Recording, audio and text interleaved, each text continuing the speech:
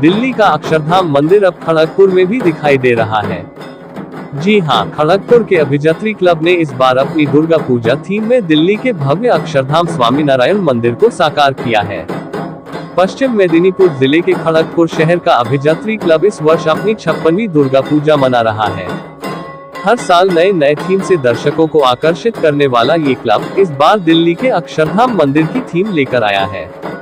पूजा मंडप को देखकर ऐसा लगता है मानो आप सचमुच अक्षरधाम मंदिर में ही पहुंच गए हो। क्लब अधिकारियों ने बताया कि इस वर्ष पूजा का कुल बजट 20 लाख रुपए रखा गया है। षष्ठी के दिन से ही पूजा पंडाल में दर्शकों की भारी भीड़ उमड़ने लगी है। लोगों का कहना है कि खड़गपुर में बैठकर दिल्ली का नजारा मिल जाना एक अलग ही अनुभव है। इस बार दुर्गा पूजा में अक्षरधाम मंदिर का ये भव्य रूप जरूर देखें।